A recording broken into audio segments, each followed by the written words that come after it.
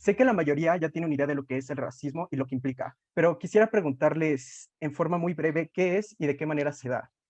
Sí, sí. Ay, creo que ¿Quieres que empiece yo? sí.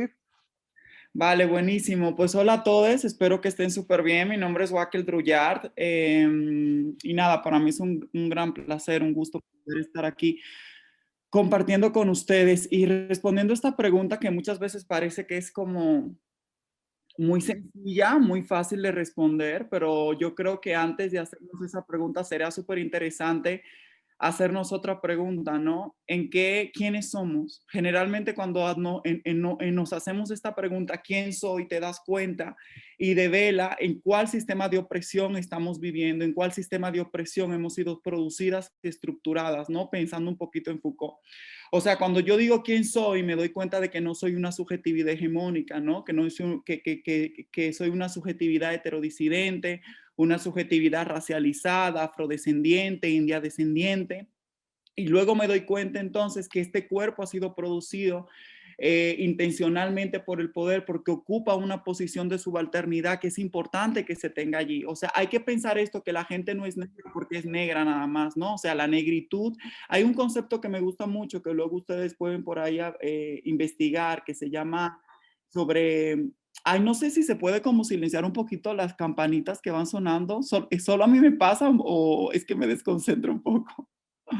Perdón, pero hay un concepto súper importante que se llama la diferencia colonial. ¿Y qué quiero decir yo con esto? Que la diferencia colonial es un concepto que la hegemonía es hegemonía, el blanco es el blanco, estoy hablando en términos sistémicos, ¿no?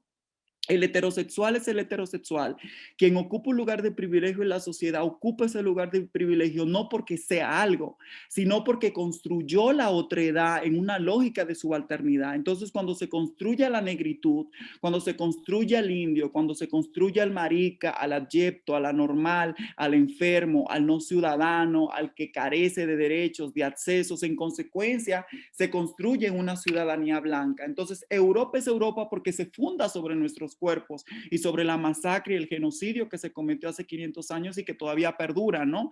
Porque si ustedes se dieron cuenta, mientras muchos de nuestros profesores, tanto en el TEC de Monterrey como en todas las universidades y todas las empresas y todas las instituciones de este país podíamos hacer home office, hay personas que eran rapis y los varones negros racializados que recogen la basura y las mujeres racializadas indígenas que hacen trabajo doméstico nunca pararon. Que aquí quiero aprovechar para hacer una breve denuncia. En Ciudad de México, por ejemplo, yo no sé si eso sucedió en Querétaro, pero en Ciudad de México mujeres blancas privilegiadas secuestraron, uso comillas, sus sirvientas durante la pandemia y le dijeron, tienes de dos, te quedas aquí y no arriesgas a mi familia para que no, porque si estás saliendo y entrando hay riesgo de que nos contagies de COVID, o si quieres mantener tu trabajo, te quedas aquí y no sales. Eso se llama secuestro.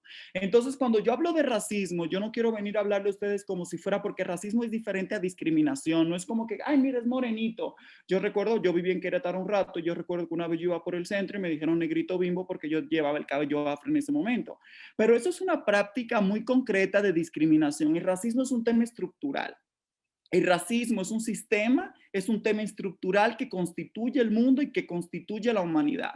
El racismo es un sistema de opresión que coloca y que está estrechamente vinculado con el capitalismo porque produce cuerpos racializados destinados a realizar ciertas labores y ciertas funciones en este mundo heterocapitalista y otras subjetividades que tienen cierto privilegio epistémico, estético, que están colocadas en otro lugar. Es decir, la India, el negro, el racializado, el pobre, no es pobre porque quiere. Y eso, aunque siempre decimos que lo sabemos, parece que siempre se nos olvida, ¿no? Esas subjetividades fueron producidas por un sistema racista, por un sistema clasista, porque también aquí es súper importante que el mundo en el que estamos viviendo no se puede leer en una sola clave, como si fuera racista nada más, es capacitista, es clasista, es racista, es patriarcal, es androcéntrico. Entonces, por eso estamos hablando de una antropología de la dominación, de un sistema de la dominación.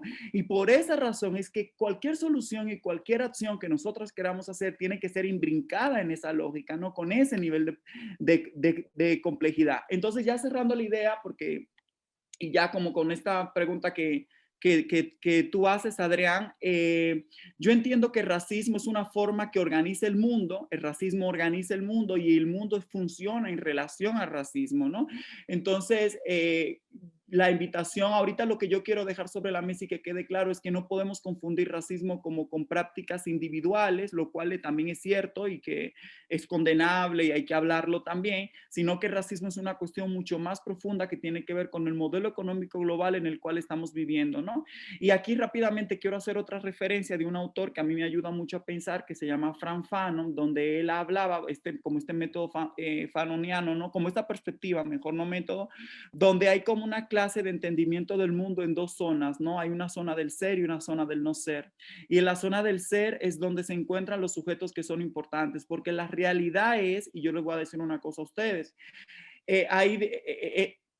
hay subjetividades, por ejemplo, ustedes se dieron cuenta cómo todo el mundo, entre comillas, porque hay una lógica también como súper asimilacionista y muy neoliberal, como el año pasado, por estos meses incluso, con el asesinato arbitrario y que es profundamente condenable y es un tema de racismo de George Floyd, se movilizó todo el mundo, ¿no? Todo el mundo puso un cuadro negro en Instagram, todo el mundo dijo todas las vidas negras importan, pero lo que sucede es que aquí en Tamaulipas, en la frontera norte del país con México, asesinan a personas haitianas casi a la semana.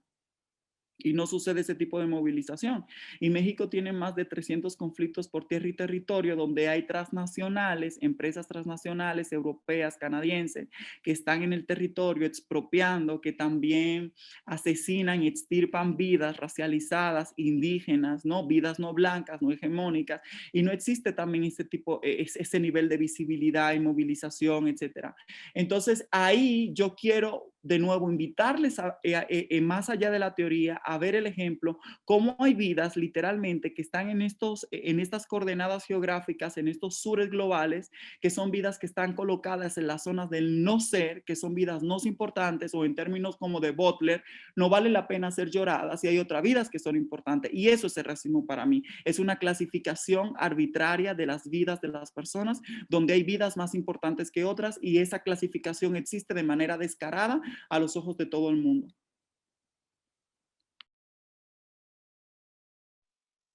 Wow, muchísimas gracias, Raquel. No sé si quieran agregar algo, Alejandra y Cabrera, Regina. Bueno, buenas tardes para todos. Pues yo creo que ya por agregar, nos queda poco después de la primera intervención. Quizás resaltar algunas cosas a esta pregunta, digamos, que hacen ustedes. Y bueno, gracias por la invitación a esta conversa también.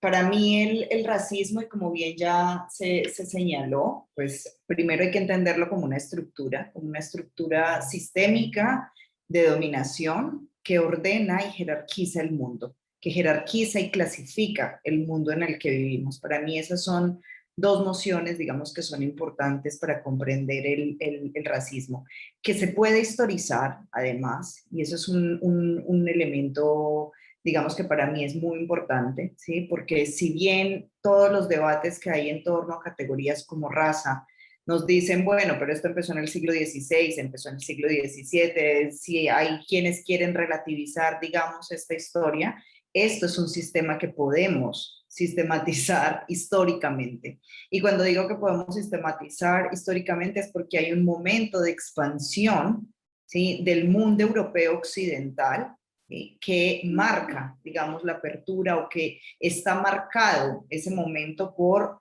una, si se quiere, ampliación de esa noción del racismo y por una imposición de esa noción, de la noción de raza, ¿sí? Y con ello de todas las prácticas, discursos y todo lo que compone el racismo. Entonces, para mí es muy importante resaltar el carácter histórico del racismo, porque eso también nos va a dar una comprensión del racismo en cada uno de los momentos, digamos, de esa historia más de larga duración, pero también nos va a ayudar a entender hoy ese racismo cómo opera también de manera diferente, no opera igual en todos los contextos, sobre todo en los cuerpos, experiencias individuales y colectivas. Digamos que historizarlo no es solo la posibilidad de mirar hacia atrás, sino de entender este presente a partir de cómo se ha ido configurando esa estructura, ese sistema de dominación.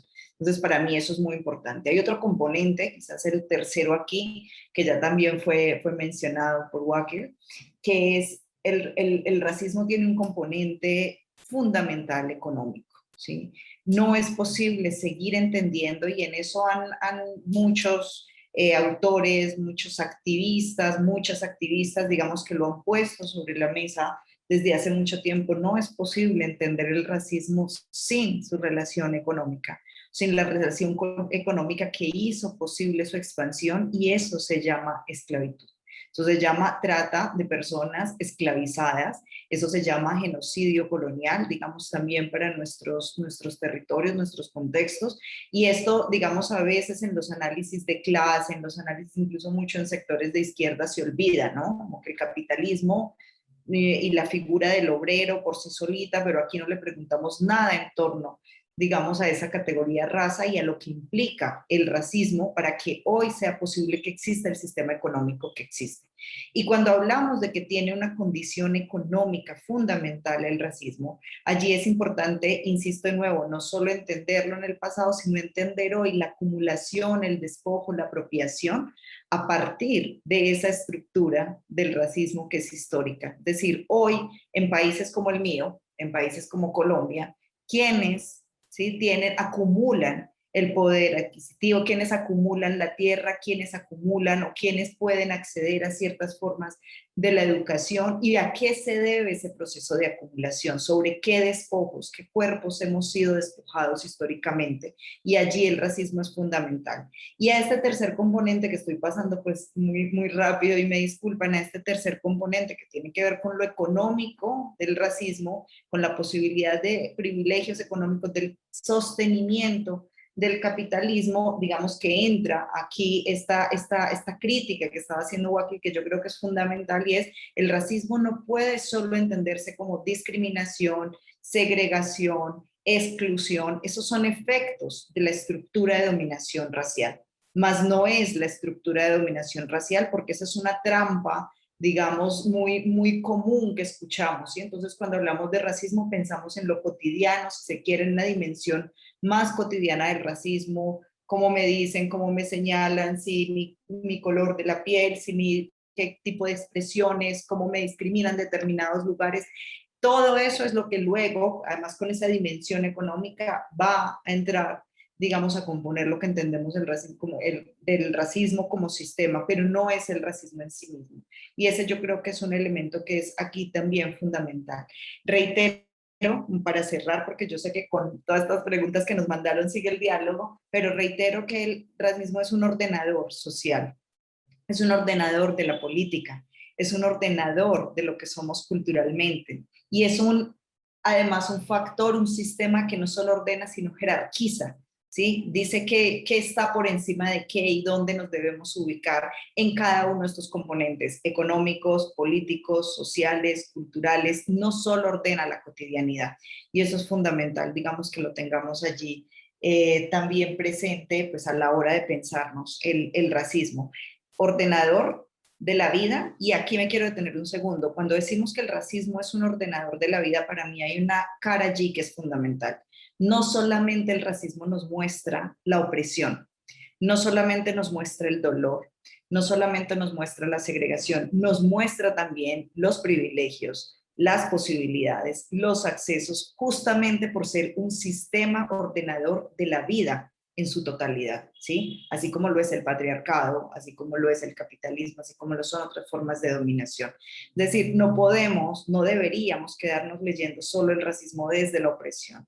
Tendríamos también que entender, ¿sí?, qué barreras pone el racismo, a quién se las pone y a quién no, y eso a qué se debe, para entender que como ordenador total de la vida, ¿sí?, da privilegios, otorga posibilidades, otorga unos lugares, mientras a otros se los quita y los despoja de ellos. Y creo que eso es un elemento que allí tenemos que tener en cuenta, porque el racismo es relacional, ¿sí?, dialéctico, si se quiere, no solo oprime, también posibilita, y tendríamos que ver toda esa escala completa, digamos, allí de relación. Yo dejaría ahí. Muchas gracias, Alejandra. Y justamente en este contexto actual capitalista neoliberal, Latinoamérica tiene, el racismo es, por así decirlo, diferente. Y esa es una pregunta que nos hicieron mucho. ¿Por qué aquí en América Latina no se trata de la misma forma que, por ejemplo, en Estados Unidos o en Europa? No sé si nos pudieran decir el por qué. También con esto que decías justamente, Alejandra, de que es algo que se puede entender desde la historia.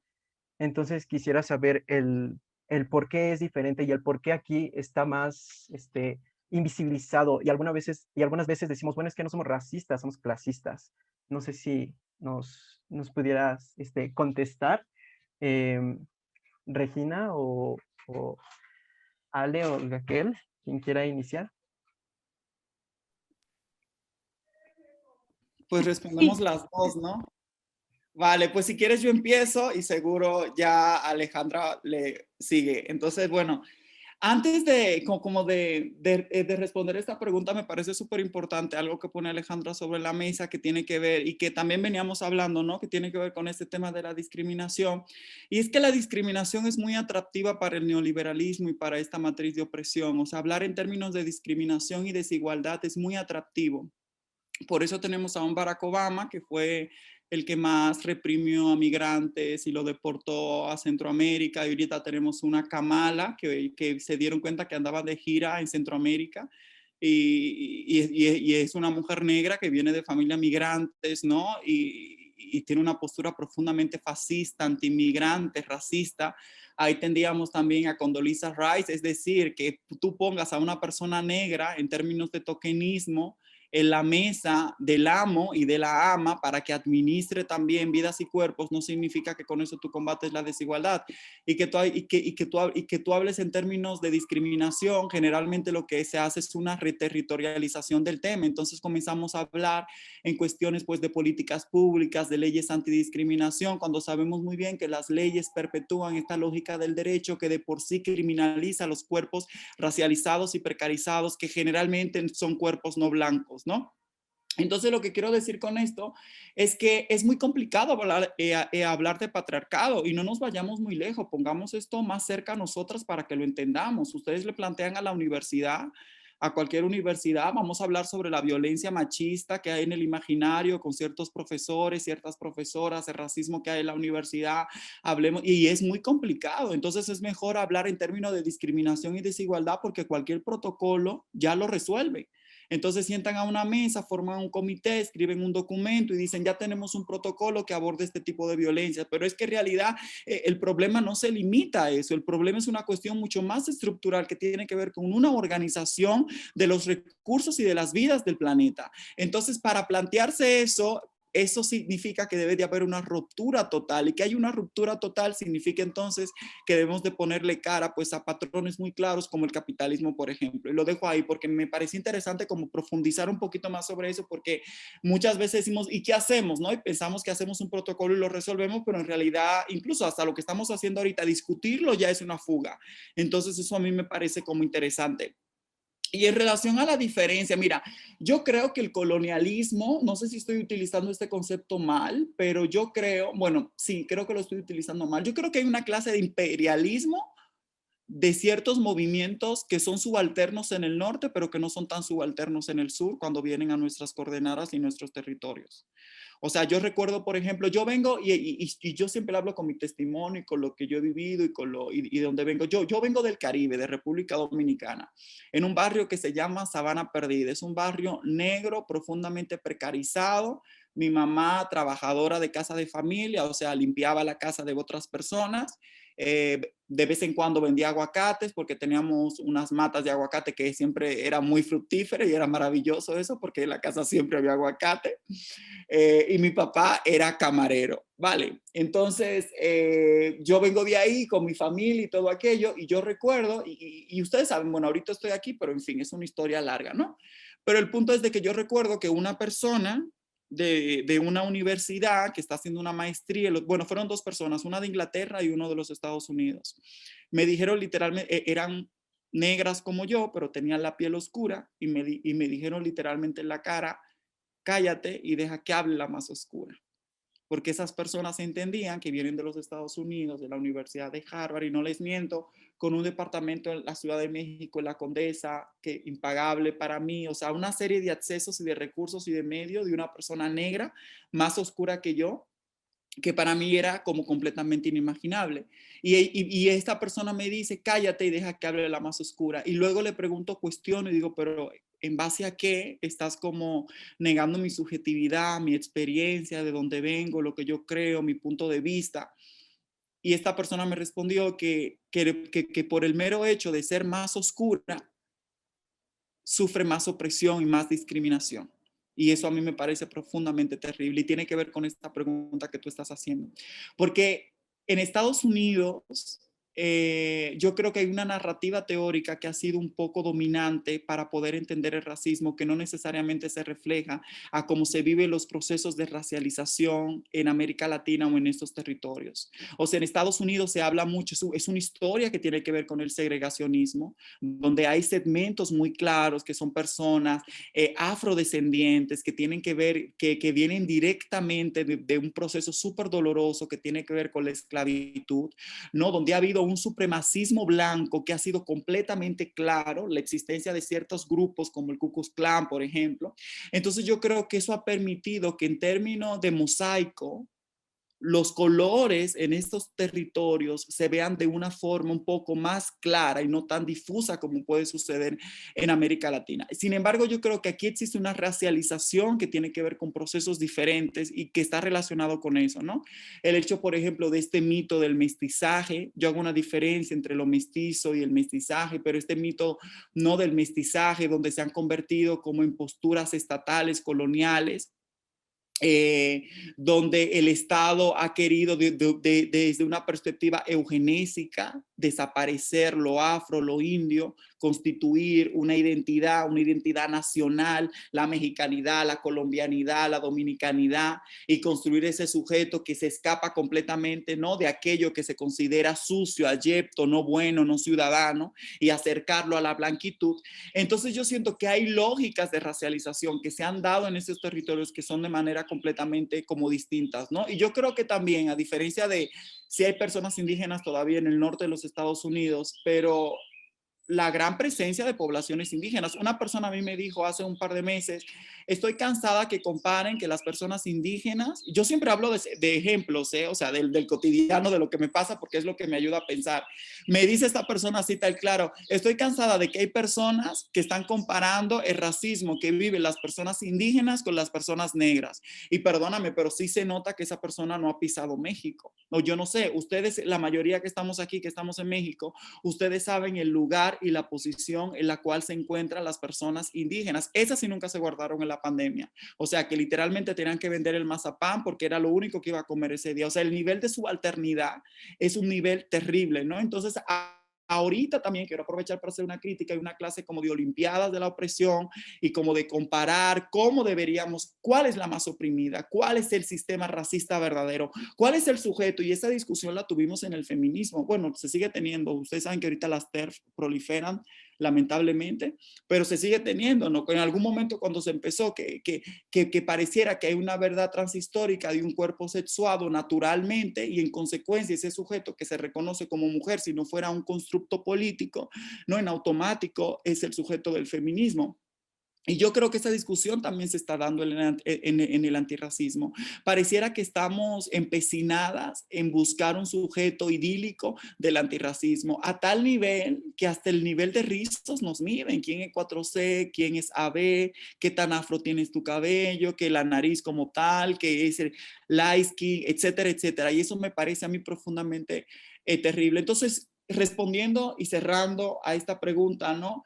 Yo creo que el racismo, como ya lo mencionamos, es un sistema que organiza el mundo a nivel global y que funciona de diferentes formas, pero yo creo que es fundamental poder responder a esta clase de universalización de una perspectiva de lucha antirracista norteamericana. Yo siento que estamos empecinadas en luchar al estilo norteamericano con el tema de racismo, cuando sabemos bien que tanto incluso las personas asiáticas, sudeste asiático, que no son personas afro, son personas racializadas y sufren profundos efectos de la discriminación, ¿no? O recordemos ahorita, no sé, 2001, se caen las Torres Gemelas. Ustedes recuerden, pero eso fue un desplazamiento epistémico muy fuerte. Cuando el sujeto negro, que lo sigue siendo ahorita, ¿no? Pero el sujeto negro era ese sujeto, la cara de racismo, pero se dan cuenta cómo luego el sujeto árabe, musulmán, con otras características, tiene también un proceso de racialización. Entonces, yo creo que hay que entender la racialización, aunque sí existe la parte epistémica, eso no lo, estética, eso no lo podemos negar. Es urgente entender la racialización como un proceso político también. O sea, la racialización no se limita a un órgano, la piel es un órgano. Y yo creo que entender la racialización en términos, yo creo que lo que ha pasado con el discurso nortocentrado es entender la racialización siempre desde una lógica dicotómica, lo cual es colonial, esa lógica binomial, dicotómica, ya ustedes saben, heterosexualidad, homosexualidad, mujer, hombre, etcétera, racional y irracional. Y yo creo que hay una clase de captura en los movimientos antirracistas para entender el racismo en términos muy fijos y dicotómicos y en términos identitarios. Y yo creo que de las identidades fijas y no difusas hay que escapar, porque una termina siendo fascista cuando una se mete ahí, porque comienzas a defender cosas que son muy particulares y la universalizas. Entonces yo entiendo que este discurso que tiene que ver, el cual tiene muchísimas cosas positivas que hay que tomar, por ejemplo, Angela Davis, el tema del abolicionismo carcelario, impresionante todo esto, ¿no? Yo creo que no hay que entender el racismo tanto como se entiende en los Estados Unidos o como se entiende en el norte global, como si fueran sujetos muy claros. No, está el blanco, está el negro, hay un supremacismo, hay un linchamiento literalmente, que es algo profundamente doloroso, sino entenderlo como un proceso político y cultural de construcción de múltiples identidades racializadas que sufren y que padecen de este sistema del racismo, ¿no? Entonces yo creo como que hay que entenderlo por ahí y que América Latina es profundamente complejo. O sea, perdónenme, pero por ejemplo, y de nuevo me remito a mi historia, mi papá es un hombre negro, o sea, haciendo la genealogía que viene de Argelia, y mi mamá es una mujer blanca, pero luego tú dirás, claro, pero seguro mi mamá una mujer blanca con padres blancos, no, luego te das cuenta que la mamá de mi mamá, mi abuela, es afroindígena, una mujer negra de San Juan de la Maguana, en República Dominicana, y que luego tiene a mi mamá con un hombre blanco, ¿no? Entonces ahí te das cuenta que ya de por sí mi mamá, y ya ahí podemos hablar y brincarlo con esta lógica de clase, ¿no? O sea, una mujer subalterna, trabajadora del hogar, etcétera, etcétera, con un epidermis que visualmente, sabemos que la visualidad también es una captura occidental, se puede leer como una subjetividad blanca, sin embargo también primero por tener hijos negros, por tener padres negros, ¿no? Por tener un esposo negro, por vivir en un barrio negro, por tener un contexto negro caribeño, por ser una mujer desclasada caribeña, hay que entender a mi mamá también como una mujer negra racializada, ¿no? Entonces yo creo que es fundamental entender la negritud en otras lógicas que no sean unas lógicas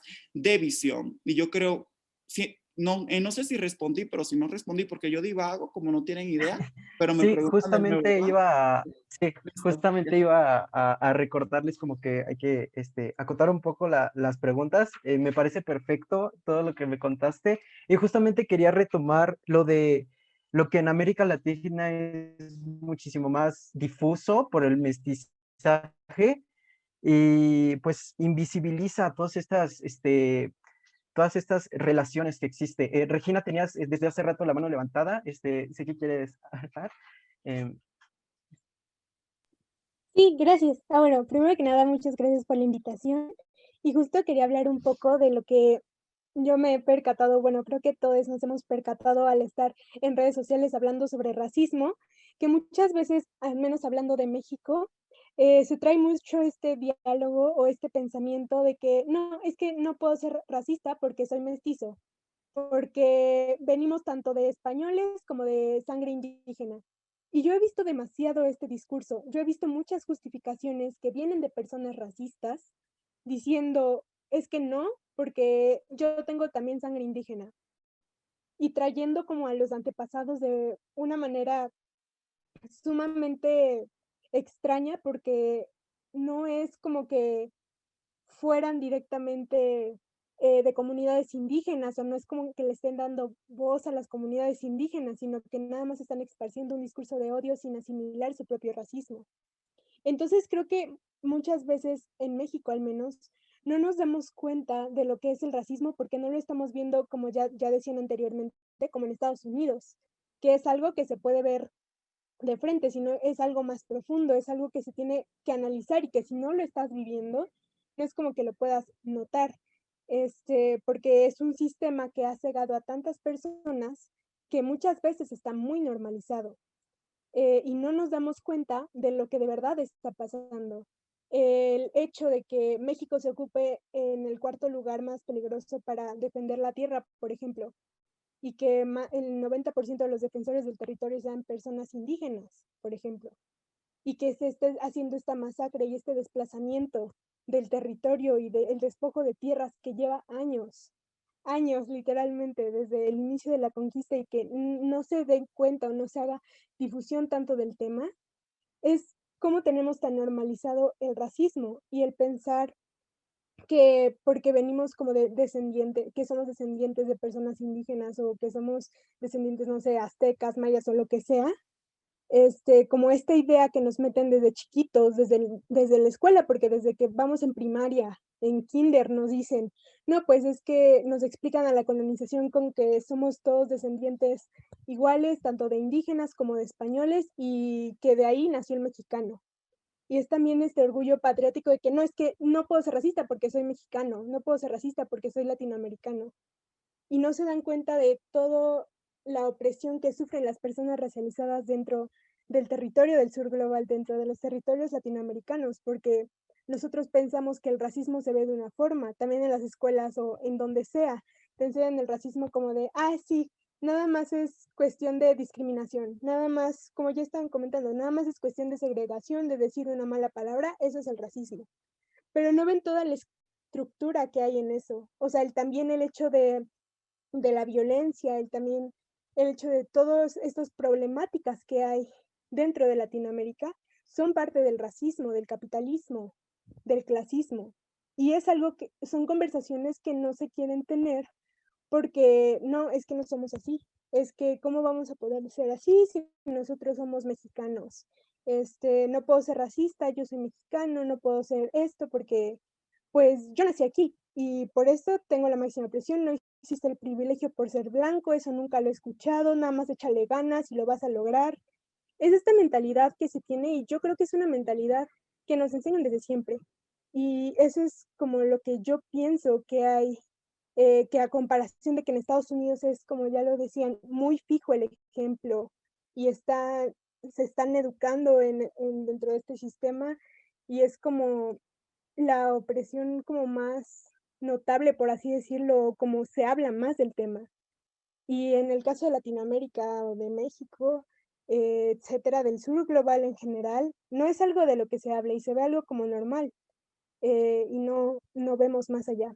Y pues esa es como la reflexión que quería como traer, ¿no? De que este sujeto mestizo, este falso sujeto mestizo con, o sea, que tú honras a tus ancestros, nada más.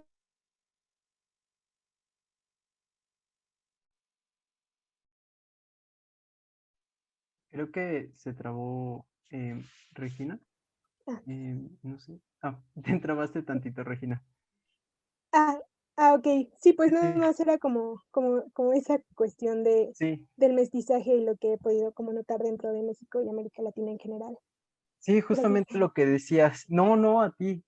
Lo que decías de la raza de bronce y cómo aquí se justifica la discriminación y se busca un blanqueamiento. O sea, estamos en, discriminamos desde el blanqueamiento. O sea, nos vemos como la raza de bronce más acercado hacia lo europeo y aún así discriminamos a lo indígena. Alejandra, tienes la mano levantada. Sí, con esta última pregunta. Yo solo diría que, como de acuerdo con lo que ya han planteado Joaquín y Regina, miren, hay un tema, yo tengo una fijación con la historia, entonces me disculpan si me excedo en eso, pero digamos, para mí es muy importante como ese ir y venir, ¿no? Permanente. Ese traer lo que yo vivo hoy, lo que vivimos, lo que estamos aquí habitando en este tiempo, pero relacionarlo todo el tiempo con, valga la redundancia, lo que hemos vivido también en otros momentos, porque yo creo que una de las formas en las que se instauran los sistemas de poder con fuerza o logran instalarse con fuerza es cuando no miramos hacia atrás y no entendemos cómo nos hemos configurado como lo que somos hoy, ¿sí? Como que no nos damos la posibilidad de revisar esas relaciones de poder. Y ahí yo creo que es muy importante lo que ustedes estaban diciendo para esta pregunta en la relación Estados Unidos y otros territorios como, no sé, México, Colombia o incluso más allá de la frontera nacional. Para mí sí es muy importante analizar el mestizaje como ideología, ¿sí? No solo el mestizaje como una concepción biológica de mezcla de los cuerpos, sino entender por qué el mestizaje en nuestros pueblos, en nuestros territorios tomó tanta fuerza e insisto que allí hay unos respuestas históricas que son muy importantes, por ejemplo, en el siglo XIX y en la configuración de los estados-nación, para entender hay discusiones, por ejemplo, en torno a si una persona como Wakil, como yo, que somos hijos de padres negros, y una mujer campesina, mestiza, digamos, está o no en el lugar de la negritud, está o no en el lugar de la lucha antirracista. Sí, creo que de nuevo, hay que historizar esto porque creo que allí hay pistas muy importantes. Pensar en el sistema de castas, cómo se estableció en este país y cómo en estos países, ¿sí? Cuando se crean los estados-nación, cómo el mestizaje como ideología empieza a imponerse en el discurso criollo y cómo eso sigue hoy, ¿sí? En el relato y como discurso ideológico movemos de la misma manera, ¿sí? Y eso yo creo, no se mueve más bien el racismo de la misma manera. Entonces, para Estados Unidos el colorismo tiene unas respuestas, ¿sí? Donde la ideología del mestizaje no tuvo el peso que ha tenido en estos países y donde está muy clara la línea de quién es el blanco y quién no lo es. No hay matiz sobre eso, no lo hay. ¿Sí? Y cuando estoy diciendo quién no lo es, por supuesto estoy hablando de personas racializadas como negras, de personas racializadas como indígenas e incluso cómo se construye esa idea de lo latinoamericano, ¿sí? Que también para el caso de Estados Unidos es fundamental. Ahora, ¿qué implica pensar esto en estos territorios?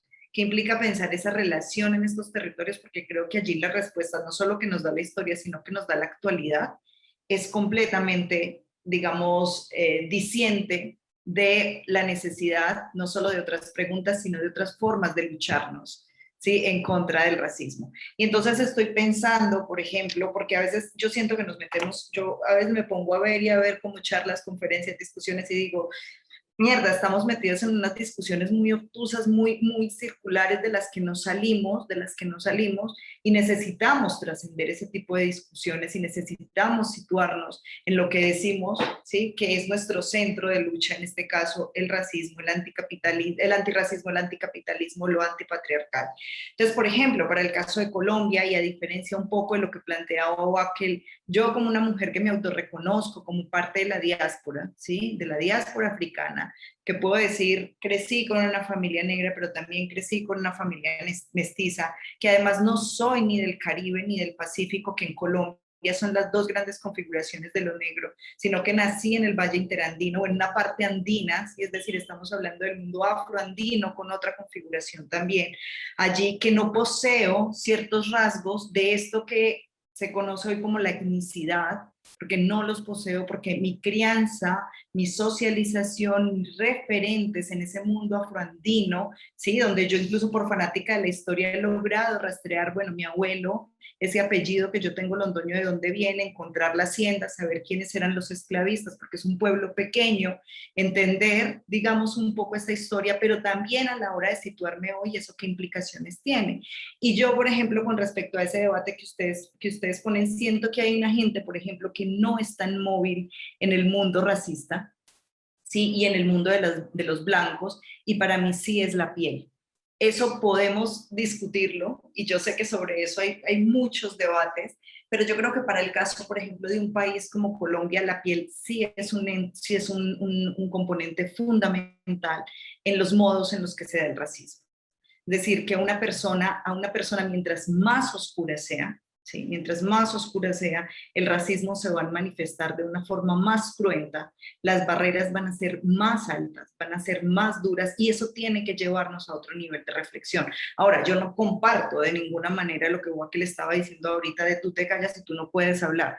Ya, con esa parte creo que hay otro nivel allí de discusión, pero creo que el racismo en un país como este, en estos territorios, en estos es mucho decir, en un país como este, porque yo me voy para Argentina y la movilidad que me da una piel más clara es distinta, ¿sí? Cuando yo llego en Colombia, a mí me pueden decir tranquilamente, no, mira, es que tú no eres una mujer negra, incluso teniendo aquí al lado a mi papá, a mi abuela, a mi familia, todo el mundo, van a decir, no, es que tú no eres una mujer negra. Si yo llego a Argentina, como ya lo he vivido, el primer momento en el que me llego, soy simplemente una negra y hasta se niegan a darme una dirección.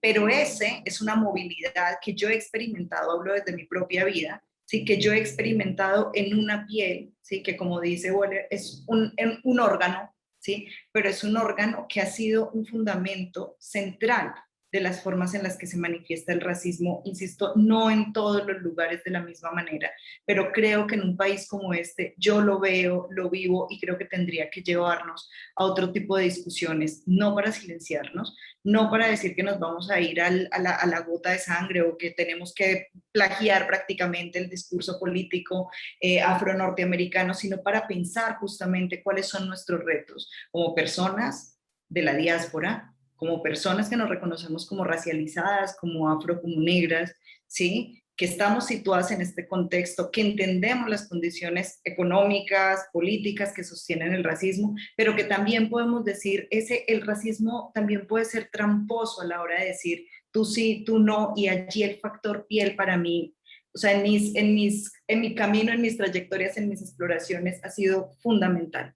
¿Sí? Insisto, no como un argumento para decir quién es y quién no es, esa de carnet me parece terrible, pero sí creo que nos tiene que invitar a un análisis distinto porque está cruzado con la pregunta que ustedes hacían justamente en torno a por qué en estos países se da de otra manera. ¿Sí? Aquí, insisto, el mestizaje sigue siendo una ideología absolutamente poderosa y organizadora de lo que somos. Y como el racismo nos ordena, ya dijimos, nos jerarquiza y nos clasifica, pues a las gentes de la diáspora también nos organiza, también nos clasifica, también nos pone en la ficción que podemos acceder a más, que podemos estar en determinados lugares, pero el racismo sigue oprimiendo a nuestro pueblo. Y ya de entrada eso tendría que ser fundamental para que lo rechacemos y luchemos en su contra.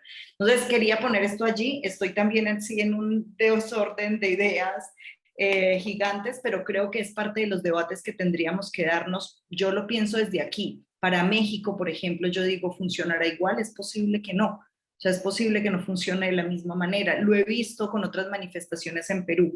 Y cuando yo nombro como esa particularidad es porque así como tengo una fijación con la historia, la tengo con entender lo situado. ¿Sí? Eso no quiere decir que no esté entendiendo lo estructural, ¿sí? Y eso estructural no recae aquí, está presente, pero va teniendo unas ramificaciones, insisto, y unas formas de manifestarse que varían. Muchas gracias, Alejandra. Y justamente eso que, retomando lo que decías de cómo la historia, por medio de la historia, podemos ver cómo la misma historia creada por las personas pues, triunfadoras, por así decirlo, va olvidando y va invisibilizando toda la diversidad que tenemos aquí en Latinoamérica. Y aquí va la siguiente pregunta, que es las consecuencias, como por ejemplo tú lo has dicho, de que no se reconozcan a las comunidades dentro de las naciones. Por ejemplo, varía muchísimo de Colombia a México, de Colombia a Argentina. Entonces, no sé si me quieran hablar un poco sobre las consecuencias de esa invisibilización. También aquí les recuerdo que sean como muy acotadas las respuestas y breves, por favor, porque todavía tenemos algunas preguntas muy interesantes. Pues si quieren empiezo yo, para tratarse breve y súper acotada, pero antes sí, porque me sentí un poco provocada también por Alejandra, entonces me parece importante como poner algunos elementos y es que eminentemente, y claro, también a mí me encanta esto de la historia y yo creo que en la historia encontramos muchas respuestas y es súper interesante cómo desde que llegó Colón, lamentablemente, desgraciadamente a estos territorios, la racialización se entendía de una manera completamente distinta, ¿no? El tema, por ejemplo, no sé, de los acuerdos de Toledo, me acuerdo, cómo eran leídas las personas, los moros, cómo eran leídos ciertas subjetividades que no eran europeas, pero no era por un tema de raza en términos estéticos, de piel, era por un tema religiosos, políticos, etcétera.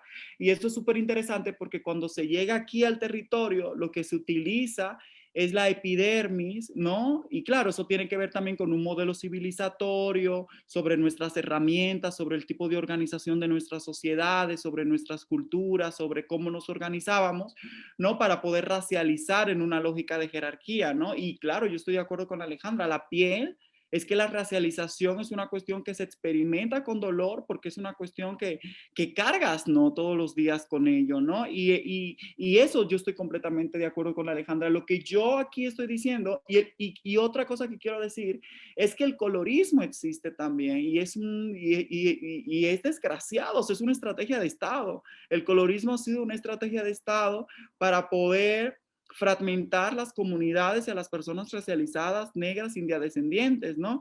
Y poder en relación a eso asimilarlo en el pacto de la blanquitud, ¿no? Y mientras más clarito, mientras estas características y mientras el cabello, y si tienes el cabello bueno, porque el cabello en República Dominicana le dicen cabello bueno al cabello lacio, para que se den una idea, hasta una característica moral, ¿no? Al cabello. En consecuencia tú puedes acceder a ciertas cosas y eso me suena mucho también porque yo me crié en República Dominicana, compartimos la isla, el territorio con Haití, ¿no? Y República Dominicana es un país profundamente anti-haitiano y es anti-negritud en relación con lo haitiano. Entonces hay personas, yo también me di cuenta de mi negritud cuando yo salí de ese territorio, porque a República Dominicana, a pesar de que todo dominicano en su mayoría, el 99.9% son personas afros y personas negras, se comparan con la negritud haitiana para decirse en consecuencia de que son blanquitos o que son claritos o que son mulatitos, etcétera, etcétera. Entonces, ahí cómo se ve estratificando eso. ¿Qué quiero decir con todo esto? De que el colorismo es una realidad. Lo que yo no estoy en contra es que movimientos antirracistas, activistas antirracistas utilicen el colorismo para autofragmentar a luchas políticas internas, porque eso es profundamente violento. Y algo profundamente violento también lo he experimentado, y no solamente yo, sino también una compañera de la colectiva, que te digan, por ejemplo, tú eres hija de la violación, ¿no? O sea, incluso hasta una clase de esencialización de que si eres negra pura, en consecuencia, tienes un vínculo directo con África, estás más pura. No eres más negra, o sea, has mantenido un poquito más, has resistido más. Y pareciera que cuando nuestras pieles o nuestras características van cambiando, en consecuencia ya somos menos. Y que eso lo podemos extrapolar por otro lado, ¿no, Alejandra? Por ejemplo, eso que mencionabas de que no eres de las zonas más característicamente negras, pero eso no significa que no seas una mujer negra, ¿no? Entonces pareciera también, porque por ahí hay otro debate, yo no sé si ustedes lo han escuchado, que pareciera también que hay un lugar esencial para poder hablar del antirracismo, que es el Caribe. Claro, el Caribe, ustedes saben, las Antillas Mayores y las Antillas, o sea, impresionante. Sí es cierto que hay una concentración afro, ¿no? Sí, o sea, si lo comparamos, el Caribe, Brasil, por ejemplo, también, pero no podemos hablar en esos términos tan fijos, como si pareciera que hay una localización biológica dada naturalmente, ¿no? O porque sucedió ahí primero, porque llegaron ahí cierto número, etcétera. En consecuencia, es el lugar como apropiado para eso. Entonces, yo lo que quiero decir con esto es que sí, yo creo que hay o sea, dentro de la colonialidad del ser, hay también una colonialidad, eso yo lo he venido también diciendo un poco en un artículo que escribí, que nuestra venganza es ser bonitas, nosotras las prietas, negras, maricas, bogueras, que siempre nos han negado la belleza. Y ahí yo digo que dentro de la colonialidad de la belleza hay una cuestión epistémica que tiene que ver con la blanquitud, como el centro y lo bello, y que tiene que ver, incluso que la belleza siempre está relacionado con esto de la perfección, es una lógica muy europea y muy kantiana, ¿no? Y en consecuencia nosotras, o sea, las que no entramos en la blanquitud, en consecuencia no pertenecemos a ese mundo. Entonces yo sí creo que hay una cuestión física, porque no es por nada, pero cuando yo voy al aeropuerto, a mí sí me paran y me revisan hasta los dientes, y ya hay personas rubias, blancas, que pasan de largo y no le hacen eso, y quizás eso sí lleva la maleta llena de yo no sé qué, ¿no? Y yo no tengo absolutamente nada. Entonces sí hay una cuestión, y en un mundo donde la visibilidad está ahí, yo estoy completamente de acuerdo, pero insisto, lo que yo estoy hablando es que la racialización no se limita a eso. Para mí es un error que se diga, yo que soy negra, en consecuencia tú indígena, con cabello lacio, porque por ejemplo, si ponemos a una indígena mexicana en República Dominicana con cabello lacio a la cintura y el color de piel marrón, nada, o sea, él va a tener más privilegios de visión y estéticos, porque ellos no van a reconocer rasgos indígenas como lo pueden reconocer en México, que una persona negra, afro, dominicana, haitiana, etcétera. Entonces, el hecho de poder hacer como estas clases de olimpiada, que pareciera que una persona indígena, por tener la piel marrón y tener el cabello lacio, en consecuencia, vive menos racismo o está menos oprimida por ser menos negra, o sea, que su piel sea menos oscura, para mí es un error.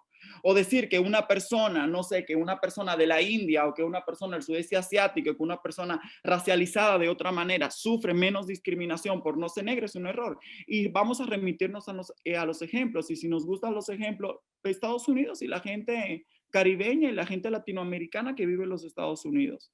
Siempre se habla que las personas negras son las más encarceladas de los Estados Unidos, pero en realidad es que son las personas, voy a utilizar esto con cautela porque yo ni sé, o sea, no he pensado sobre ese concepto, pero gente latina, dígase de aquí, de este lado del mundo, son las más encarceladas en los Estados Unidos y sufren muchísimo racismo, discriminación, opresión, y tiene que ver con procesos de racialización también.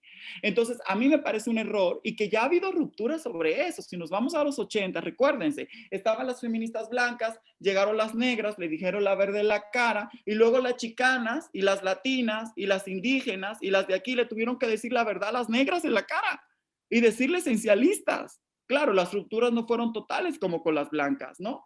Pero la propia Gloria Saldúa, Cherry Morag, etcétera, dijeron, a ver, es que aquí hay procesos de racialización que son profundamente, por ejemplo, Gloria Saldúa se murió de respirar glisofato, ¿no? O sea, etcétera. En fin, lo que quiero decir aquí es que el sujeto racializado, o sea, podemos hablar de negritud, podemos hablar del sujeto negro, podemos hablar de racismo, pero no podemos monopolizar una identidad, porque sin querer caemos territorializadas y creemos en consecuencia que hay un sujeto con características evidentemente claras a la visibilidad y a lo que nosotros entendemos, que es el sujeto que puede hablar en nombre de y por, ¿no? Y yo creo que la racialización es un proceso mucho más complejo que eso nada más. O sea, es un proceso mucho más, más complejo.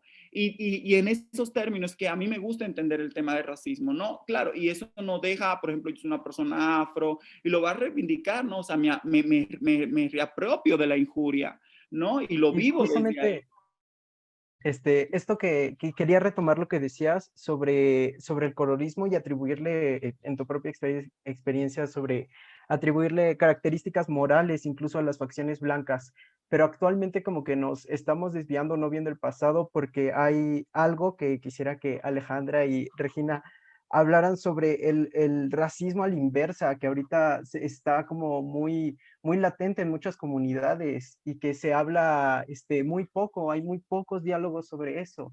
No sé si nos quisieran comentar algo. ¿Quieres empezar, Regina? Y aquí nos vamos tomando la palabra nosotros. ¿Quieres? Está paralizada, creo que no está. Entonces, Creo que está paralizada. Empiezas tú, vale. Entonces empiezo yo. Menos mal que ustedes advierten al inicio que esto es un debate sin filtros y que vamos tranquilos a poner posturas y demás, porque estamos hablando de temas que son bien complejos. Sí, y cuando digo bien complejos no es porque tengamos que darle la vuelta y echar para un lado y no darlos, no, los tenemos que discutir, los tenemos que cada vez discutir más, pero son complejos y yo creo que son además preguntas de elaboraciones permanentes. Yo soy muy poco fija en las ideas. Sí, hay algunas ideas en las que me puedo poner terca y fijarme, pero hay otras en las que realmente yo me permito moverme porque todo el tiempo voy encontrando nuevos argumentos, nuevas vivencias y que me van enseñando más. Entonces quiero advertir eso para dar esta respuesta, ¿sí? Porque lo que aquí estamos hablando es posible que mañana nos encontremos en otro espacio y yo les diga, carajo, me acabo de pasar esto y además leí esto y me encontré con este y acá estoy pensando en otra vaina, ¿sí? Y creo que eso es un poder del saber que también ha estado perdido en la colonialidad, ¿sí? Nos fijamos en una idea y eso es, ¿sí? Y punto. Bueno, eso es mucho más móvil. Con respecto a esa pregunta, Adrián, yo lo que creo es que no existe racismo a la inversa. Para mí ese es un principio en este momento de la vida. Si yo entiendo el racismo como una estructura de dominación, donde ya le dimos todas esas características que dimos al inicio, yo no puedo leer con ese mismo parámetro actos que pueden ser violentos, que pueden ser discriminaciones, que pueden ser como racismo. Es decir, dentro de una misma, estamos ahorita poniendo un ejemplo con Wackel, ¿no? Estoy en una charla, en una conferencia y me dice, tú no te callas, tú no hablas y estamos entre hermanas. Entonces yo podría decir automáticamente, esto es racismo a la inversa. Para mí allí no es el racismo lo que opera.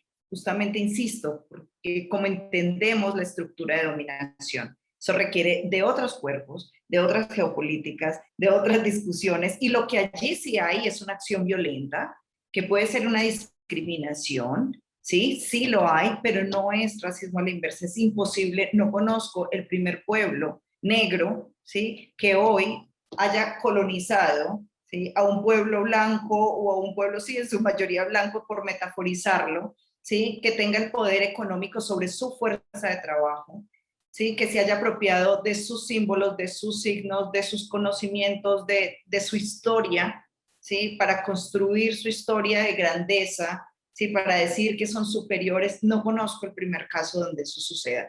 Les insisto, sin purismos, porque también esa idea de que entonces toda la gente de los pueblos indígenas, toda la gente que hace parte de la diáspora negra, que todo, mejor dicho, el mundo pues es perfecto y que el único malo es el blanco allá en el norte del mundo, pues también es muy tramposa y muy peligrosa. Obviamente tenemos que vernos también las mierdas que hay adentro, ¿sí? Por supuesto, ¿sí? Sin purismos, pero también haciéndole el análisis sistémico a eso, porque se ha vuelto una reproducción permanente, eso de que existe el racismo a la inversa, y para mí eso no existe. Y ya para cerrar, digamos, en este momento yo lo digo así, ya para cerrar, una cosa a propósito de lo que dijo Wallet, igual que, y me disculpan, no me voy a alargar, pero es que como nos provocamos la lengua, miren, yo hace rato vengo preguntándome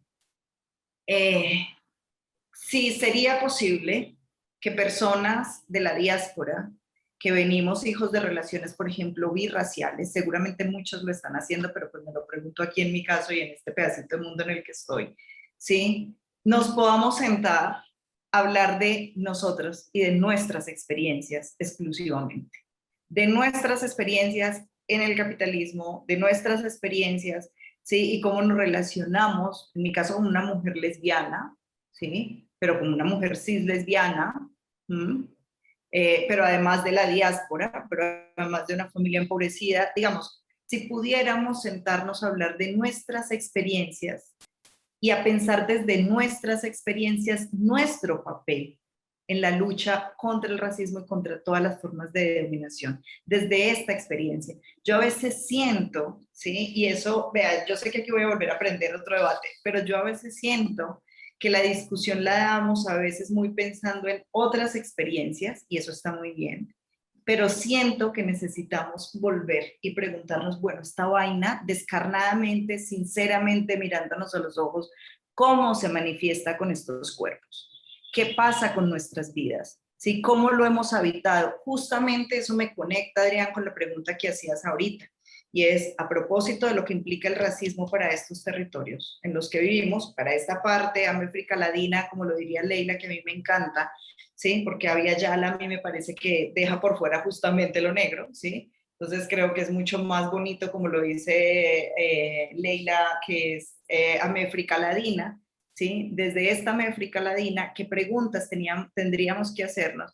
los hijos de relaciones birraciales y las hijas de relaciones birraciales, que somos conscientes de que nuestros ancestros o una parte de nuestros ancestros también llegaron en ese barco. ¿Sí? Que somos conscientes y que estamos dispuestos a jugárnosla políticamente todo por ser antirracistas y por lucharlo día a día. ¿Desde dónde y cómo? Y yo creo que eso es una pregunta fundamental para nosotros acá. Creo que es muy, muy importante. Ahí me fui, pero yo creo que realmente yo lo miro en este territorio andino en el que yo nací. Es el territorio andino, pero en el siglo XIX, este era en la geografía como departamental, que para ustedes creo que sería el estado, no estoy segura, pero en el departamento, este era el territorio con mayor población negra esclavizada, ¿sí? Y hoy yo estoy en la calle y veo a muchas personas como yo, que jamás se nombrarían como una persona negra o afrodescendiente, pero que además odian lo negro. ¿Sí? Por eso es que yo digo, ¿qué papel tendríamos nosotros que jugar? Y pienso en esta película de Harriet que salió hace poco, que tiene mucho de Hollywood y demás, pero pienso en la mujer, voy a decirlo en los términos coloniales, yo sé que esa palabra es muy compleja, pero voy a decir cómo nos nombraron en la colonia. Veo a esa mujer mulata que se monta en el coche y que es la que atraviesa a las personas negras, porque ella podía pasarlos, no sé si se acuerdan de esa imagen, ¿sí? Y pienso, hoy, en este territorio, en este lugar, en esta África Latina, ¿cuál es el papel de nosotros, quienes nacimos de relaciones birraciales y somos conscientes políticos de nuestro lugar en la negritud? Porque no lo estamos negando y no lo vamos a hacer. Así no lo piden en muchos lugares, no lo vamos a hacer. Entonces, simplemente quería dejarlo allí, Adrián, y qué pena que estamos aquí saltando con mil cosas, pero ustedes ponen preguntas provocadoras, entonces respuestas a seguir No, intentar provocando. justamente para explayarnos, bueno, para realmente darle lo que se debe que hablar. Y bueno, Regina, aquí te quería preguntar si tenías algo que agregar o si quisieras responder a la pregunta. Ay, creo que me trabé tantito. Si quisieras responder a la pregunta si quisieras agregar algo o responder a la pregunta de cómo podemos abordar este tema como del racismo a la inversa o expresarle a una persona que está siendo racista em, y no se da cuenta de ello, como por ejemplo algún familiar o autoridad que es muy difícil como hacerles como estas aclaraciones. Claro, gracias. Me avisan si me trabo porque mi internet está luego un poco terrible, pero justo lo que quería responder es que, pues, evidentemente el racismo a la inversa no existe, porque como ya lo hemos estado hablando durante todo este tiempo que llevamos acá, el sistema está construido para beneficiar a las personas blancas y es completamente imposible si un sistema se construyó de esa forma, que cambie de alguna forma. No sé si me trabé otra vez. Poquito, pero te seguimos. Si quieres, apaga la cámara para que te sigamos oyendo. Mm, ¿Mejor? si quieres, apaga la cámara para que nada Okey. más oigamos y no se te trabe tanto, porque luego jala mucho internet. ¿Así me escucho un poco mejor? Sí, perfecto. Ah, perfecto. Pues sí, como lo estaba comentando, es completamente imposible que un sistema que ha sido construido en base a beneficiar completamente a las personas de tez blanca, pueda existir alguna discriminación racista, por así decirlo, hacia estas personas, ¿no? Y bueno, hablando como en el tema de México y hablando un poco más de estadísticas, por así decirlo, por ejemplo, una de cada 3 personas de tez blanca pertenece al 25% más rico de México. O en torno a las mujeres, es mucho más fácil conseguir un empleo prestigioso, bien pagado, solo por el hecho de tener la piel clara, 43% más o menos. En cuanto a educación superior, las personas blancas, el 25% de las personas blancas, el 19 de las personas morenas y el 6.2 de personas negras. Entonces, son cuestiones que estadísticamente, nos demuestran el privilegio con el que cuentan las personas, blancas dentro de este sistema. Entonces, esa es la razón por que el racismo a la inversa no puede existir, porque como ya lo habíamos dicho, no es solo cuestión de discriminación, no es solo cuestión de, o sea, muchas veces dicen como de, ay, es que en la primaria me dijeron Gasparín y ya, por eso he sufrido de racismo. O sea, eso es completamente, es completamente ilógico y hasta suena, pues sí, ilógico y es algo que no puede ser. Entonces, ser antirracista también es cuestión de remarcar las situaciones racistas que tú ves y vives, el tener un privilegio blanco, por así decirlo, y no marcar si hay una situación racista también te hace cómplice y te hace racista, ¿no? También está esta cuestión de la fragilidad blanca, por ejemplo, que es esta como incomodidad de actitud a la defensiva por parte de las personas blancas cuando se enfrentan a alguna situación de racismo. Este, pero pienso que la fragilidad blanca también en dados casos promueve esta creencia de que las personas blancas no tienen poder cuando al mismo tiempo se están beneficiando como de sus privilegios, de su posición en la sociedad, provocando que este camino hacia el antirracismo sea muy, muy lejano. Entonces, pues sí, o sea, como que en conclusión, el racismo es un sistema que mata y destruye sueños, vidas de personas racializadas y beneficia a la gente blanca desde hace muchísimos años. Entonces, pues el que te digan, Gasparín, Whitexican, lo que sea, fifí, no es racismo. Y pues es esa cuestión de que no basta con no ser racistas, como decía Angela Davis, ¿no? Tenemos que ser antirracistas y pues debemos de empezar con que las personas blancas sepan el poder y el privilegio que tienen, ¿no? Así como que apoyan a un sistema racista. Entonces, pues es como esta parte y también la cuestión de que no decir esto de es que todos somos iguales, ¿no? O no hay que ver colores de piel, o cualquier sinónimo, porque justo es esta negación del privilegio blanco. Entonces, es esta cuestión que quería mencionar sobre el racismo a la inversa. No sé si se escuchó bien o me trabé un poco, Sí, se perdón. escuchó perfecto. Muchísimas gracias, Regina. Y bueno, ya nos estamos acercando un poco al fin, pero quisiera preguntarles, porque siento que esta es una de las preguntas más importantes, que es ¿qué podemos hacer nosotros, los estudiantes, para unirnos a la lucha de derechos humanos de estas comunidades? Y más, por ejemplo, que, bueno, yo soy, bueno, todos los mexicanos y los latinoamericanos tenemos como esta idea del mestizaje y que en realidad nos conviene erradicarlo y luchar. No sé quién quiera hablar sobre el qué podemos hacer o cómo podemos iniciar. Este,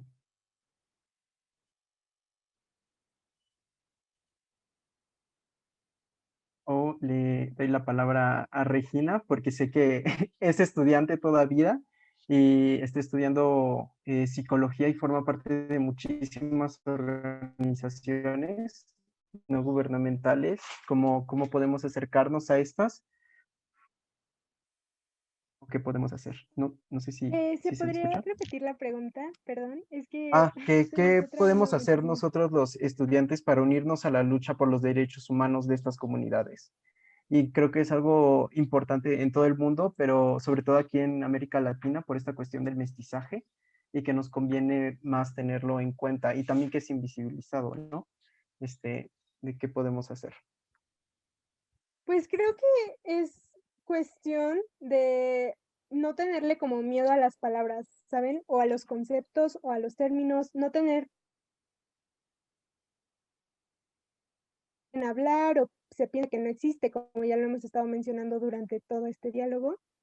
Y creo que es cuestión de empezar a dar como espacios chiquitos de diálogo, o sea, como estudiantes de preparatoria, por ejemplo, empezar a dar espacios de diálogo en donde se hablen de estos temas como aquí, empezar a entrar a discusiones más profundas sobre pues distintos temas que afectan pues a la sociedad en general, informarse también es muy importante, pero sobre todo escuchar, ¿no?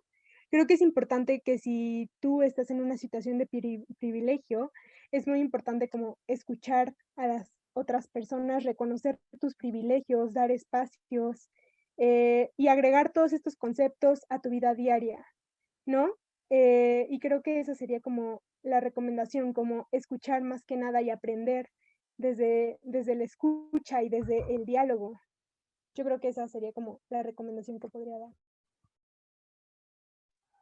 Ok, muchas gracias. Raquel, Alejandra, no sé si quieran agregar algo. No sé si quieres empezar, Dale, Alejandra. dale, Raquel. No, por eso no empieza. Pues yo hablo mucho, pero empieza. Sí, Y yo no. No, estamos habladorcitos, pero está bien. Miren, yo creo que esa es una pregunta que es muy difícil. Yo les diría una cosa a propósito de los diálogos aquí sin censura. Lo primero es que yo creo que no es la lucha por los derechos humanos de los pueblos.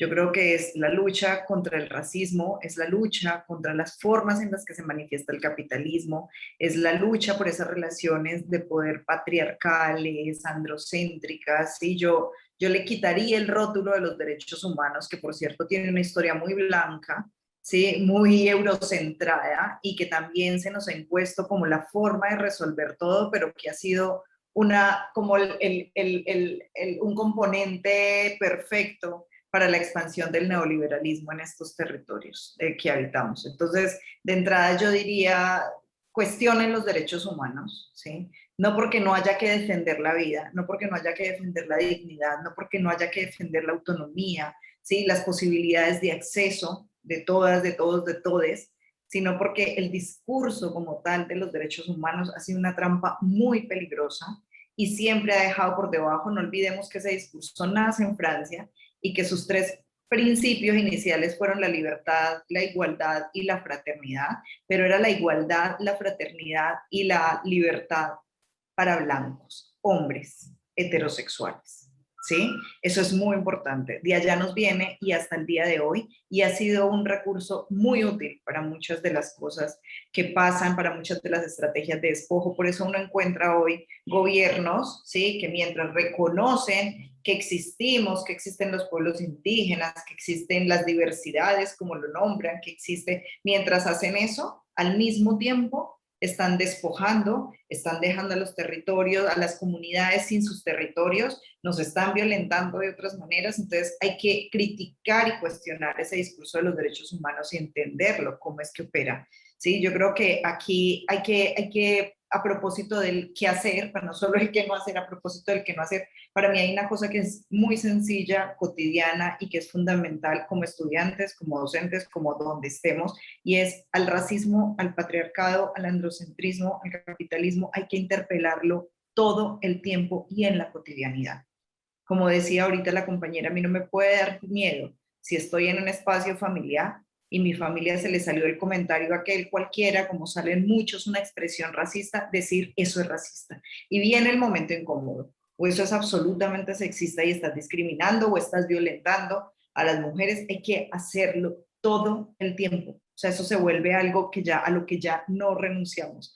Y por supuesto, hay que buscar las formas también de activarnos políticamente y colectivamente, que yo creo que eso es fundamental en las luchas contra el racismo, contra el patriarcado, contra el capitalismo y todo lo demás, sí, que yo creo que eso es fundamental y es, por un lado, yo individualmente o donde esté, interpelo, ¿sí? No me quedo en silencio, porque vamos moviendo así barreras lentamente.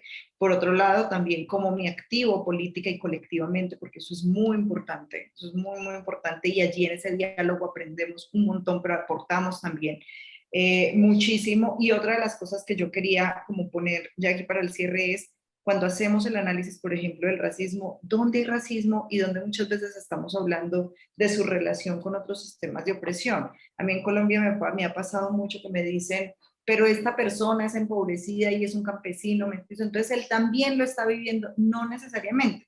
Puede que allí haya una expresión, ¿sí? Del capitalismo, del clasismo, de otras formas de opresión, pero no todo es racismo. Y cuando digo esto es porque también tenemos que saber entender esos sistemas, cómo funcionan, para poder ir y luchar en contra de ellos y para saber desde dónde nos situamos. A veces cuando en ciertos lugares nos toca hacernos un poquito más atrás, pero por hacernos un poquito más atrás, no menos activos, ¿sí? Esa sería mi recomendación.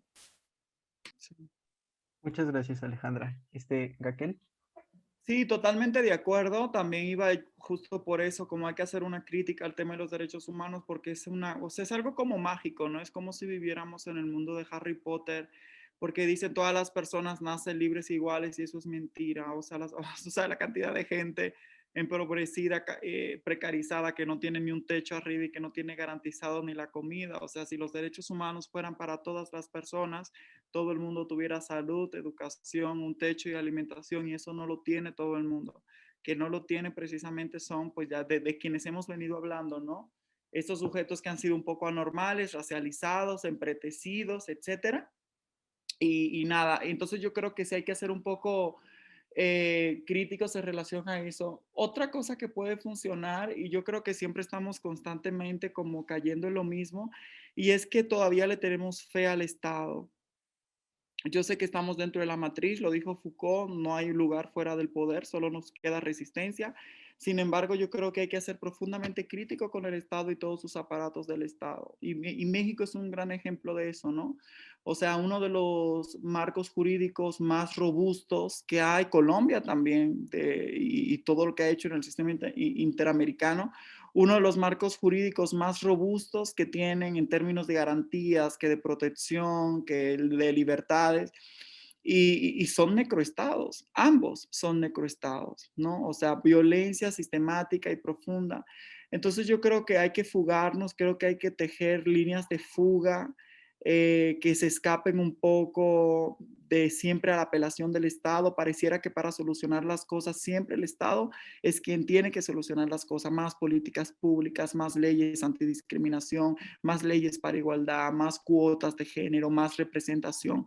Yo creo que la representación y la visibilidad, lo único que queda es captura.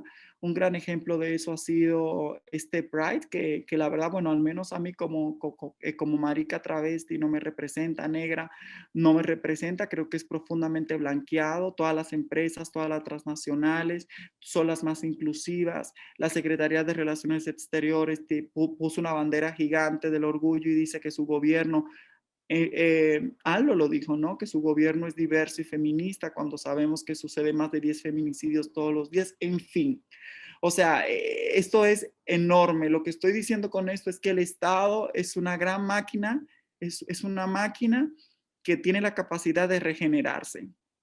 Yo no sé, yo siempre pongo este ejemplo porque me encanta, porque a mí siento que me pasa mucho. Estoy en la computadora y llega un punto donde me llega alguna notificación de algo y me dice que tengo que actualizar algo y le doy a actualizar. Entonces yo me imagino que posteriormente yo puedo seguir utilizando mi computadora, puedo seguir escribiendo, puedo tener esta llamada gracias a todas esas actualizaciones que se fueron dando. Si llega un punto donde yo no lo actualizo, pues pareciera que mi sistema y todo el sistema operativo de mi computadora deja de funcionar. Entonces al Estado yo me lo imagino en esos términos. El Estado es feminista, el Estado es interseccional, el Estado es diverso, el Estado, ya ven, también Andrés Manuel tiene paridad de género, etcétera. Entonces yo lo que creo es que algo que podríamos hacer es una invitación y que eso implica dejar muchos privilegios que también podemos tener, es dejar de apelar constantemente al Estado como la única figura para poder, sí, como la única figura como donde se pueden resolver las cosas. Yo creo que hay otras alternativas y yo creo que para pensar nuevos mundos es necesario pensar en alternativas que se escapen completamente de la modernidad, incluso tan radical como construir otras ecologías y otros saberes, porque es que estamos hablando constantemente en los términos de Occidente, y yo creo que eso también está pensado en los cálculos del poder, y yo creo que sería súper interesante como poder sí hacer como estos cuestionamientos, ¿no? Y cosas muy básicas, muy sencillas, pero que yo creo que son muy potentes, se van a ganar mala fama, le van a decir pesadas, insoportables o intensas, eso se los digo desde ahorita, pero vale la pena porque pues alguien tenemos que hacer eso, pero es un cuestionamiento constante en todo espacio, o sea, ustedes ahorita que están en una escuela privada, yo fui a una escuela privada, yo era la única persona negra en una universidad muy blanca en México donde estudié, o sea, les toca a ustedes entonces también hacer el debate y hacerle frente. Los profesores son súper coloniales, tienen el racismo interiorizado y el colonialismo muy cabrón, ¿no? Entonces ustedes ahí se pueden dar cuenta de eso, de que no es la autoridad que me reprueba, no, hagan la pregunta incómoda, hagan la pregunta incómoda, pónganla ahí arriba Y que también ustedes seguro súper concientizadas, pero ustedes saben muy bien que hay niñitos que viven en el campanario, perdónenme, con la vida resuelta de toda la vida, que nunca le han dicho en un antro no pases por tal y tal cosa, porque que sus problemas son eso, les toca también, incomoden a esa gente privilegiada de toda la vida, que sí nace con derechos humanos y son libres e iguales en la modernidad y en la diversidad. Entonces, pues esa es la invitación que yo hago, que sean impertinentes y que eso, ya. Ok, muchas gracias. Me comentan nada más que nos podemos extender un poco por una pregunta que fue muy solicitada. No sé si puedan, o si ya eh, tengan otras cosas que hacer. Em, Yo, porque, yo estoy, yo voy a tener que salir volada, pero entonces puedo sí. escuchar la pregunta. Si Ah, a mis ok. compañeros les parece bien, Igual. respondo Sí, y luego, yo no sé, me imagino que nos van a compartir la grabación para escucharles. sí, claro, de hecho se va a subir a YouTube y va a tener todo en nuestro Instagram, también va ahí el link y todo perfecto ahí. La pregunta que también es muy importante y nos hicieron fue que ¿cómo podemos evitar caer en la apropiación cultural? Justamente lo que decía Gaquel del Pride, ¿cómo se incorporan todos estos como conceptos culturales y se los apropian y ahora es como universal, cuando en realidad hay una ganancia de por medio, entonces eso está, está cañón. Pues si quiere, yo digo que empiece Alejandra, ¿no? Ajá. Sí, así les escucho hasta donde puedo y luego salgo volada, que realmente salir en esta época es pasarme a otra pantalla. De nuevo, otra pregunta difícil, compañeros, pero, y lo digo difícil, pues difícil en mi caso porque yo creo que estamos, o sea, hay que ir más allá de las políticas de la identidad, pero también de las ideologías de la identidad, y creo que en esa medida se hace más difícil y pensarnos también como sujetos universales. Yo ahorita me quedé pensando en una cosa y era, yo hago este llamado permanente a mirar situadamente, a entender dinámicas en cada uno de los espacios en los que nos movemos, en los tiempos, pero por ejemplo con la diáspora, eso es un tema que es complejo justamente por ser diáspora, ¿sí? Justamente por ser diáspora, esa barrera de lo nacional se rompe, aunque hayan unas configuraciones como particulares que se dan. Ahora, con respecto a esta pregunta como más específica, y por eso parto de la idea del universalismo, no de la globalización, pero sí del universalismo, no como imposición, sino como que la diáspora ha sido justamente eso, ¿sí? Creo que el tema para mí central en esto de la apropiación cultural tiene que ver con el uso de lo que no somos, ¿sí? El uso de lo que no somos, que además tiene unos beneficios o que busca unos beneficios económicos, políticos, y ahí para mí eso es fundamental, digamos, como pensarlo, discutirlo, interpelarlo, ¿sí? El uso de unas trenzas, por ejemplo, sobre eso hay mucha discusión, ¿sí? Uno diría, bueno, la trenza en sí misma, ¿sí? Puede usarse con respeto o no puede usarse con respeto, pero el uso de las trenzas no es lo mismo para una mujer negra que para una mujer blanca, por ejemplo. Mientras que a la mujer negra, como por ejemplo pasa en colegios de Colombia, o a las niñas negras, los profesores hoy todavía les discriminan, ¿sí? Por llegar con sus trenzas o con su cabello natural. Incluso hay un caso de una niña reciente que la docente la expuso frente a todos los demás compañeritos y le pidió a dos compañeras desatarle las trenzas porque para la docente era cochino que la niña fuera con las trenzas al colegio, ¿sí? Y entonces, mientras para esa niña supone ese acto de violencia, sus trenzas, que además son un texto histórico de lo que ella es, para una mujer blanca es un objeto de admiración, de aplausos y no de censura, digamos, ni de violencia en estos términos.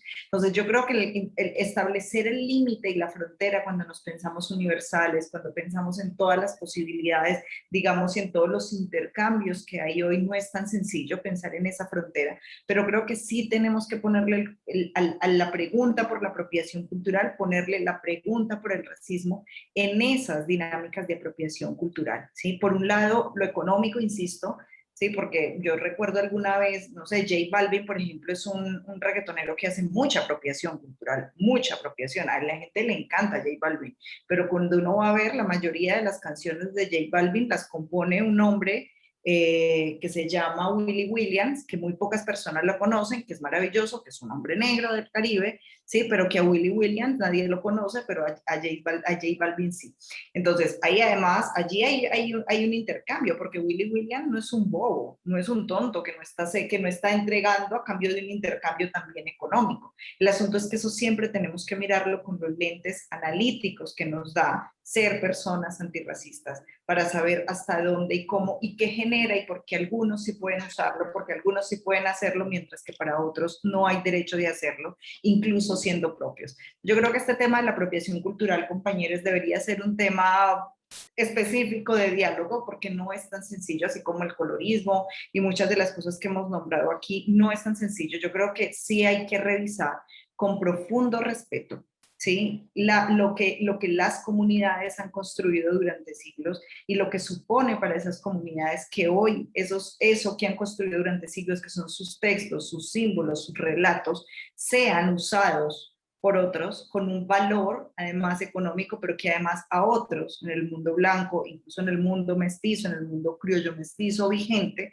no tiene ningún peso. Y pienso, por ejemplo, en Marías Bach, para no dejarlo solo en el mundo negro, pienso en, por ejemplo, Marías Bach, que es una marca de una mujer en Guatemala, una ladina, como dirían en Guatemala, una mujer mestiza, que crea una marca de bolsos y de zapatos en cuero, donde mete pedazos de tejidos de las mujeres maya. ¿Sí? Ella se los compra a unos precios súper económicos, coge, pues porque además está aprovechando las condiciones económicas, ¿sí? Históricas de las mujeres, coge el fragmento del parte y con eso hace un bolso y lo vende hiper carísimo y tiene tiendas en Europa, y las mujeres hoy mayas están denunciando a Marías Bach, porque es que no solamente se trata de que esté haciendo uso de su tejido, sino que el tejido es un texto para las mujeres mayas.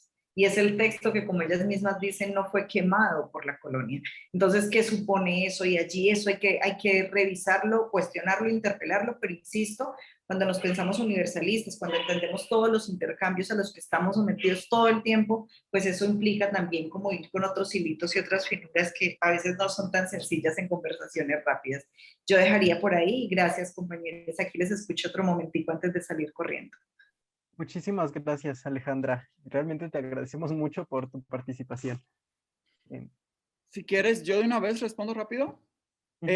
Sí, mira, yo personalmente creo que las identidades son una cárcel y yo creo que sí hay que fugarlos de ahí porque capturan, ¿no? Y de nuevo te construyen eso. Yo no creo en sí en una apropiación cultural, en términos, porque siento que también podemos esencializar cuestiones que son productos culturales, políticos, y esencializarlos como puramente propios de un grupo, ¿no? Cuando la sociedad y las comunidades y este conglomerado, bueno, este mundo donde estamos es mucho más complejo y hay siempre constantes intercambios de cosas, ¿no? Muy difuminados. Y porque evidentemente hay que reconocer que si estamos en el capitalismo donde todo es capturado para ser vendido y convertido en mercancía, evidentemente también se va a hacer esto, ¿no? Yo entiendo la apropiación cultural en una relación muy específica con el capital. Por ejemplo, cuando yo veo a una diseñadora, Gucci, que está vendiendo, que hizo toda una colección con tejidos, con diseños de comunidades indígenas muy completa, y la vende a precios estrepitosos en Europa, subjetividades blancas, y yo veo un robo. O sea, deja tú como que me apropié, eso es un robo, o sea, eso es un robo, un despojo, como todo el oro que se robaron, porque Europa está construida sobre nuestros cuerpos y nuestro oro, y que nos lo devuelvan, ¿no? En algún momento. Entonces, es un robo total, o sea, es un robo descaradamente solapado por el capitalismo, y que no solamente funciona con eso. Todos los conflictos por tierra y territorio de las personas racializadas que están defendiendo la tierra y territorio, de empresas y mineras canadienses y europeas, también le están robando descaradamente. ¿no? Entonces es la colonialidad, es el colonialismo, es el robo, es el extractivismo. El extractivismo no solamente se suscribe a una cuestión material de que te llevas la plata y el oro. El extractivismo es epistémico, son de nuestros cuerpos, son de nuestros conocimientos. Por ejemplo, a propósito que mencioné que a mí me encantan ciertas cosas, bueno, el único texto que me gusta de Donna Haraway es Manifiesto Cyborg, pero Donna Haraway se robó muchísimo conocimiento de nuestras comunidades afro, o sea, comenzó a pensar de la relación interespecies, más allá de lo humano, y es como, Donna, cita, que esto lo sacaste de aquí, de aquí, de aquí. Entonces el extractivismo y la apropiación, porque sé que el tiempo no da para ponernos a hablar de Donna ahorita, pero lo que quiero decir es que el extractivismo o la apropiación no se limita como a una cuestión de que te llevas una idea o te pones esto o utilizas una tela africana que es muy característica y sabes que es una tela africana, sino que tiene que ver con la lógica del despojo. Vivimos en una economía del despojo y de la explotación y de la dominación total, y el robo se da en todos los sentidos, en un sentido epistémico, en un sentido económico, evidentemente, pero también de la tierra y el territorio, y evidentemente en un sentido estético. Y ahí entra muchísimo pues de quiénes somos, de lo que ponemos, de lo que utilizamos, ¿no? Y porque son industrias, y la industria constantemente se tiene que estar alimentando, ¿no? Entonces, sin embargo, yo creo que queda claro de que estoy reconociendo como esto del colonialismo. Me da mucha cosa, así también como con este tema de, porque yo también he sentido que a veces como que esencializamos un poco algunas cuestiones que son como si son única y exclusivamente propias de un grupo y que no debería, y que incluso la persona, porque eso también hasta depende, y ahí entra el colorismo también. Yo tengo una amiga que se llama Valeria Angola que le sucedió eso, que hasta depende ahí, o sea, ¿qué tan crespo es tu cabello? Para ver si puedes, o sea, tu rizo, ¿qué tan crespo es? Para saber si te puedes poner una trenza, ¿saben? Entonces, incluso se han acusado a personas afrodescendientes de ser apropiadoras culturales de lo afro o de lucrar con lo afro cuando son personas negras. Entonces ahí es donde todo esto me parece a mí profundamente peligroso, porque se comienza a esencializar cuestiones, características políticas que incluso tú no te puedes apropiar algo porque te pertenece, porque por más clara que pueda ser tu piel, pues eres una mujer, ¿no? Afrodescendiente de la diáspora, y entonces ahí comienzan a medir, ¿no? Entonces pareciera que una cosa va dependiendo con lo otro, y eso me parece a mí como muy complejo. Y yo ahorita, y apelando a esto que también mencionaba Alejandra, al inicio como que están como pensándose desde ahí, yo también ahorita estoy en un lugar de pensamiento donde me estoy cuestionando profundamente lo que antes tenía como por muy seguro, como que me colocaba y me ponía aquí y decía, no, rotundamente, tú Blanca, que te pusiste las trenzas, la hoguera, y ahorita me lo estoy cuestionando mucho porque siento que los esencialismos están por todos lados y siento que lo estamos replicando y lo estamos reproduciendo, tanto de allá como de aquí. Entonces aquí nos toca pensar, y yo creo que cuando pensamos así es cuando dejamos de pensar en términos estructurales y comenzamos a pensar en términos individuales. Y yo creo que a este Estado y a esta matriz de dominación les encanta que hablemos en términos individuales. Por eso yo digo, claro, si hablamos de Adolfo Hitler, pues hay que cortarle la cabeza porque alguien tiene que morir, ¿no? Pero sí, pero lo que yo me refiero es como, o sea, cuando yo hablo de apropiación y despojo, yo estoy refiriéndome a una lógica ampliada que organiza y estructura y coloca de manera estructural, valga la redundancia, a cuerpos, ¿no? Y a insistir con esto que siempre digo, ¿no? Como suave con la persona, duro con el problema, pero reconociendo que el problema es una cuestión que nos traspasa a nosotros y en consecuencia, de la única manera que podemos enfrentar el racismo, y ahí voy a hacer mi cita con alguien que me encanta, Deleuze y Guattari, es agenciándonos. O sea, yo estoy completamente segura que si yo estoy sola, y que esto puede sonar muy cliché, ¿no? Porque suena como la unión hace la fuerza, pero es cierto, es que si yo estoy sola, pero si yo me agencio con ustedes, si yo me agencio con Alejandra, si me agencio contigo, Regina, contigo, Adrián, y comenzamos o sea, hay una clase de intercambio de potencias, de conocimientos, de espacios, de vivencias, eso fortalece procesos colectivos de lucha, ¿no? Y si estamos entendiendo que esto es estructural, también nuestra lucha tiene que ser estructural y no individual, no puede ser una mirada simple. Muchas gracias, Raquel. Ya para cerrar, Regina, no sé si quieras agregar algo. No, pues solamente que está muy de acuerdo de lo que acaban de decir y creo que es un tema demasiado amplio que incluso se necesitaría, como ya lo decía, otro foro, porque es de platicar también, porque pues en México es como que voy a apagar mi cámara porque creo que me trabé un poco, Sí, gracias. pero creo que se da mucho esto que diseñadores como Carolina Herrera, Gucci, etcétera, se roben, porque como ya bien decía, que no es una apropiación, es un robo de comunidades indígenas y los vendan a millones de pesos, ¿no? O miles de pesos. Entonces, creo que es una cuestión muy compleja y es una cuestión, como ya lo decía, de la cultura, pues, de la expropiación y de el robarle a, comunidades, minoritarias, a las personas racializadas lo que les pertenece, lo que crean, lo que son, ¿no? Entonces, pues, es como esa cuestión y solo quería como cerrar con ese comentario.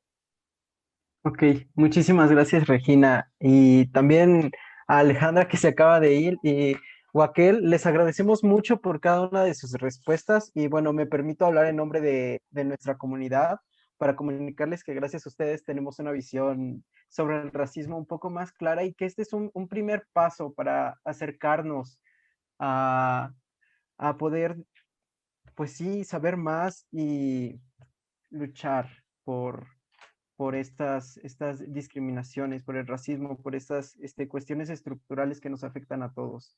Entonces, muchísimas gracias.